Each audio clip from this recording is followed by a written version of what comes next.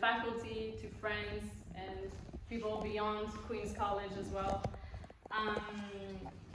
We worked on this translation for several months since January, and it comes from our paper 8, Modern German Literature paper, which some of the students took part in. And we read this text, Werde, bist by Hedwig Dohm, and it was amazing to see how this text that I've been working on for some years resonated with the student as much as it did with me.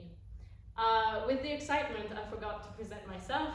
I'm Marie. I'm a lecturer in German at the Queen's College, and I'm here with Emily Dicker, Victoria Mckinley-Smith, Lia Neill, and Isabella Reese, sorry.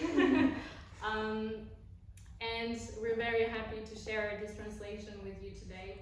I also want to thank Henrike Lienemann for helping us edit this book as part of the Writers in Residence series of the Taylor editions, and Emma Huber at the Tellurian for helping us with the cover and with the editing as well. I am going to give a little bit of background about the text and about the author before some of the students talk about their experience translating it. So Werde, bist was published in 1895, and we translated it as The Woman You Become. It's a short story by the German feminist writer Hedwig Dohm, born in 1831. She rose to fame thanks to her feminist essays, which are quite witty and very forward-looking. But her fiction, including this text, is a little bit more pessimistic, as you will see. It's the story of Agnes Schmidt, a widow in Germany, in end of 19th Germany, 19th century, sorry. And she is writing a diary because she's trying to find herself again after the death of her husband. But that search fails and she goes mad. And that's not a spoiler, this is literally how the text opens. It's Agnes giving her diary to her doctor. And along with the doctors, as readers, we're invited to read Agnes's story in her own words of how she went to lose her sense of self, not because of her nature, but because of the restrictions put by society on women like her. She has a limited education, limited choices on whether to become a wife and a mother, and she has limited access to language and to express her suffering.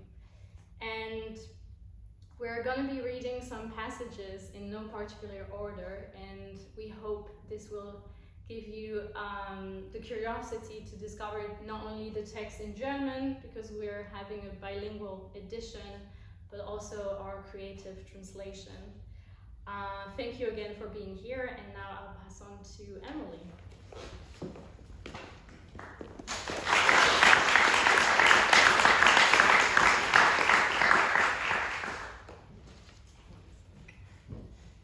Sorry, technical issues. Okay, so as you'll see for yourself soon, a particularly striking feature of the novella is its visuality. Especially in terms of the natural world. And when we read it for the first time, we were really struck by how present botanical and floral imagery were in the text. There's something very feminine about the way in which Dohm presents the natural world and how it becomes affiliated with Agnes Schmidt, forming a sort of like replacement female genealogy for the one she lacks in human form, since the men in her life, namely her sons-in-law, try to and are largely successful at controlling her relationships with both her daughters and her grandchildren. In terms of portraying this inherent femininity, it helps that the German word for nature is grammatically feminine, die Natur, but unfortunately that same gendering obviously isn't possible in English, which is why in the end we decided to translate die Natur, nature, as the more gendered mother nature in places, and substitute the neutral pronoun it for she or her. And it was also these descriptions of the natural world that we had in mind when making a Pinterest board for the illustrations we wanted to have in the book, particularly the scene in which Agnes finds herself in the Tiergarten and finds a headless statue surrounded by red roses. So during the Easter back, this became my main inspiration for the front cover design. And initially the painting I did have a head, topped with myrtle wreath, another recurring symbol in the text. But then it was pointed out to me that at the beginning of Trinity that the statue was in fact headless, hence the new cover design with the head torn off. Also in the original text, Agnes's diary is also divided into sections by page breaks, which we thought might be another fun opportunity to add some illustrations. So returning to the image of the rose, I did a series of ink drawings of a rose at different stages of its life, from full bloom to dead petals, which signal both the transition in and out of the diary, and also the various page breaks in the original text. Not only therefore do the written descriptions of nature exemplify Agnes's affiliation with nature, but also in our version, there is this added visual depiction showing how both nature and, by extension, Agnes gradually deteriorates throughout. So hopefully you'll be able to also see those if you read the text.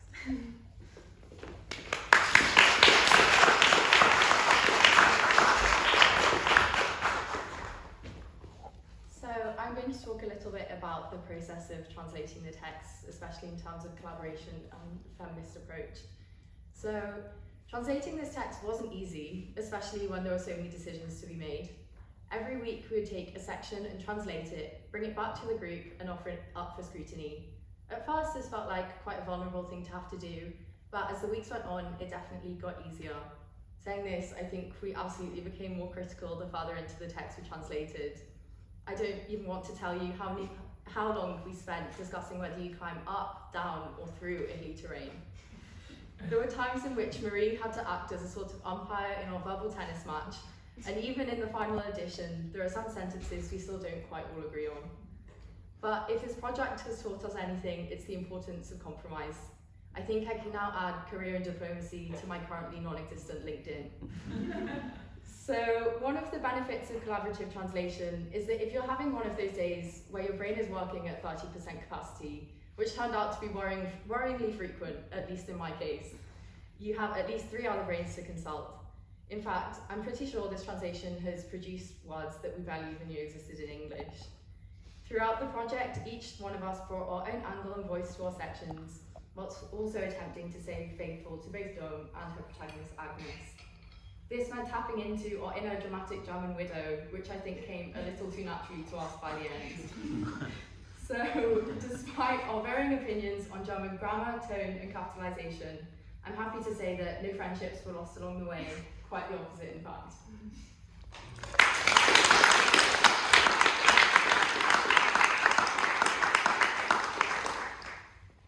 And now time for a reading. In Dr. Barent's asylum near Berlin, an old woman, she must have been about 60, was causing a stir. She had delicate, attractive features, thick grey hair and big greenish-grey eyes which never stared into space. They either seemed to turn their gaze inwards, detached from the outside world, or were directed upwards, as if on an impassioned yet vagrant quest, when not eagerly attached to some object. The eyes of a prophetess. Wondrous eyes, which gave the appearance of a young woman. When the old woman saw the young doctor, a deep redness flushed over her face. Into her shadowy appearance came pulsing life, into her eyes flickering light. Johannes! And she stretched both hands towards the stranger. Her voice was tender and full. I knew that you would come. Whenever I wear your myrtle, I see you in the distance. She stroked the wilted wreath with her hand. On the day when you gave me the myrtle, you betrothed yourself to me. Come, the white sacrificial flame is burning in the golden cup, you know, in the cave in Capri. We cannot afford to keep him waiting, the silver-haired one. Do you hear the metal singing from the deep? The sirens, the blue sea, they wear it like a jewel on their chests. They sing with blood-red lips. They sing the bridal song, and I kiss your soul. She pointed to a book lying on her dresser. He brought it to her. After my husband's death, I started writing a diary. Please, burn it. You are a psychologist. If you'd like to know how and why my mind came to be so disturbed, then read it before you get rid of it. Nobody else should read it. I must write. Yes, I must. Otherwise what? I don't know. Am I heartsick, or does it come from the brain? The inner gnawing, this feeling of bleeding out, dying off, and then again, that whirling disquiet. It's illness. What kind of illness? I must write. There's no way I can speak to anyone. And if I could, I wouldn't. No, never, not at any price. They'd laugh at the old woman who should count herself lucky to still be alive. An old man, now that's a person who won't live much longer, whose days are numbered, yet he's alive. But an old woman who is poor and widowed, she's as good as dead. What does she live for? How it eats away at me to still be here without knowing. For what? Yes, I have to write so I don't go mad. If I were living 300 years ago, I would think I was possessed. But by what? The devil. There isn't anything evil inside me. Why do I actually not want to go mad? Aren't there delusions that are enchanting, beautiful? If I just imagine that I'm away, I don't want rid of them, these confusions, the black shadows along with the bright visions. Cold and sober, I want to examine how I became like this. I want to write a kind of obituary for myself. After all, I am at the end. Nothing more will come of this. I only want to recount the life of Agnes Schmidt, who is 54 years old and has been a widow for 2 years with an income, life insurance and pension inclusive, of 2,500 marks. Something worth recounting in my life? Is there such a thing, and what would it be? I have long been sat here with a pen in my hand trying to recollect it. Nothing. Am I really Agnes Schmidt? Absolutely positively Agnes Schmidt? I most definitely was, up until my husband died. And now it is as though Agnes Schmidt is gradually disappearing more and more from my view into the far distance, a shadow in front of me, and the shadow is growing ever sallower and thinner, and in its place. If I walk through the room past the mirror at dusk, and only at dusk, I look as if I'm anyone other than the good Frau Schmidt, and not old at all anymore, and my heart beats, and I look around as if I wanted to, if only I knew what. I have to laugh from time to time, as if I had outwitted Agnes Schmidt, the stranger I was supposed to be. When I go out during the day, I put my old clothes back on, and feel as if I'm in disguise, and if an old acquaintance greets me, I almost wonder how they recognise me. In a small, secluded area of the Tiergarten is an overgrown, enclosed garden with, I believe, a gardener's hut. One day, the door was open. I went inside. In the corner, there stood a decaying sandstone sculpture, completely enshrouded in withered wild roses, red roses, purpled red roses. I pulled the roses apart from one another to see what sort of statue it was. She had no head. The sculpture was mottled all over with red, as though blood were dripping from her headless trunk, making the roses blaze so red. It seemed to me as if I knew who the missing head belonged to, and I had simply forgotten. I looked for the head in the bushes, and every time I came back to this point, I started searching involuntarily for the head, and reaching involuntarily for my own head. But mine is still there, just not as secure as it should be. Myself have been put on a chain. Now I have been set free, and I wander around a new, strange world, and might have caused mischief, except there is already a new chain, old age. Living for others, that's supposed to be the correct way, the genuine way to live. If it were truly so, and everyone lived for others, then others would also have to live for me, and it would be just the same and much easier if everyone lived for themselves in the first place. A mother should only be there for her children, so I should live and work only for my daughter, and in turn my daughter should only be there for her children. What an absurd, fruitless cycle. Did I really just have duties towards others, none towards myself? Were all the others worth more than me? Yet I had always been satisfied. But I was no I. Agnes Schmidt, a name, a hand, a foot, a body, no soul, no brain. I lived a life in which I wasn't even present. I find peace out in the open. As soon as I'm back between my four walls, it starts again, the confusion, the feeling that my head is just sitting there loosely, and I hold it at times. I hold it with both hands. I can't think what I want and how I want. It's as if ideas, images, notions from outside are pressing in on me, hot and wild, too many, too many. The space in my brain is too small. They suffocate each other. I feel their twitches, twitches of death. They're going to drive me mad. Madness.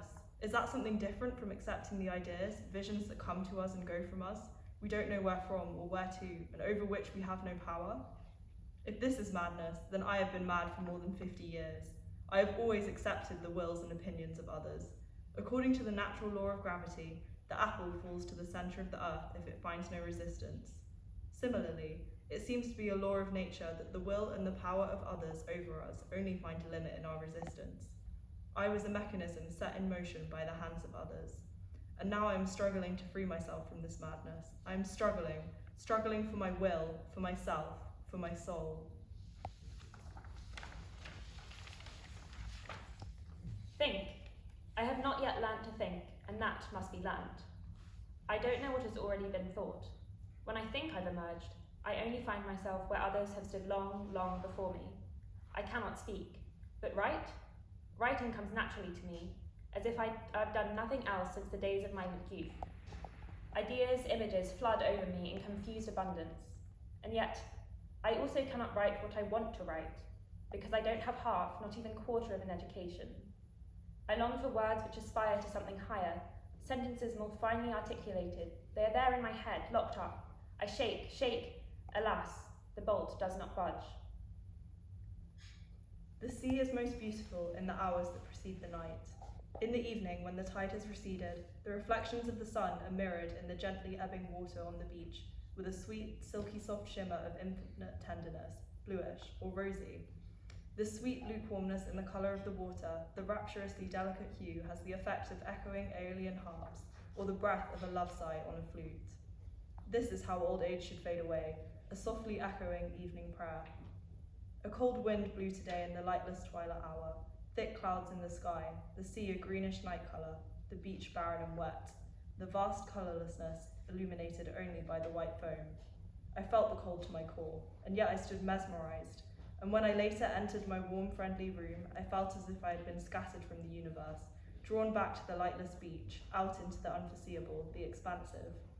And in front of this grandiose lovelessness, in this distant atmosphere, I lost the feeling of myself, and drifted away with the flowing waves into the immeasurable. I often have the uncanny feeling that I no longer know whether I am, or who I am. Then I say the name Agnes Schmidt to myself, probably a dozen times, for fear I might forget it. But I want to forget it.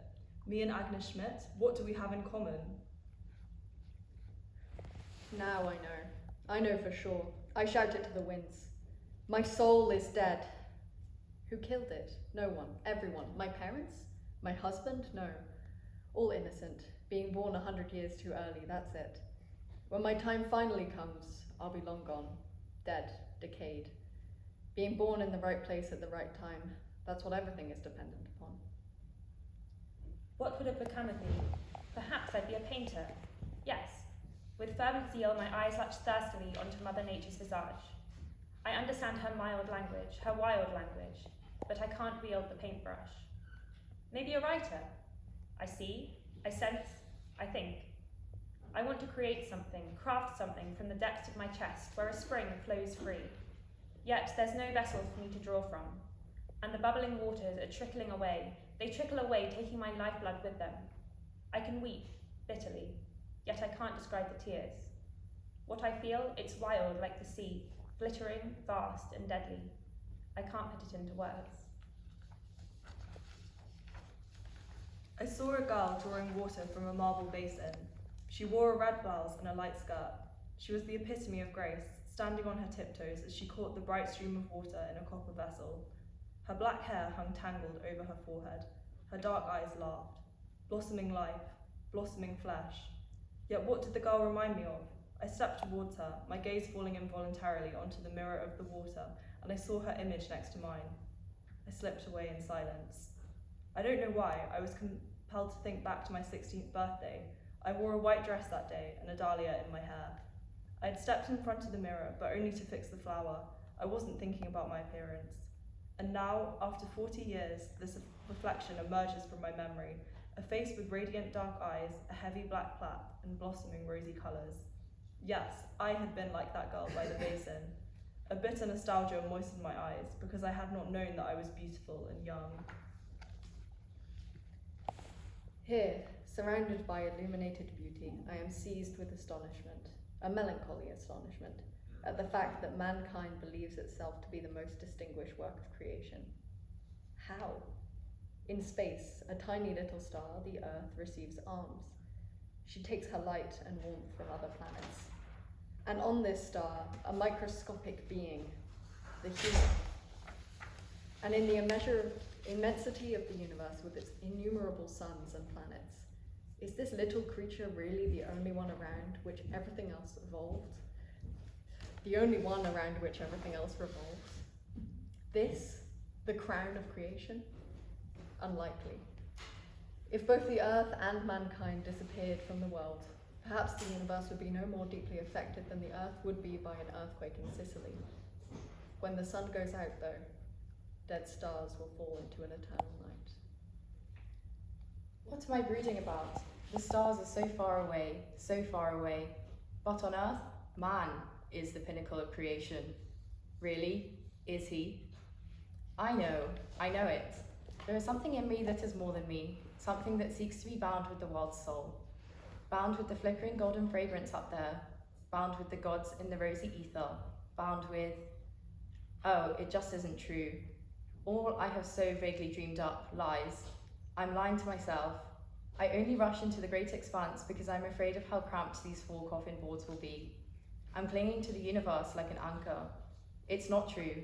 I don't want to disappear quietly like a bell's tone drifting into the air.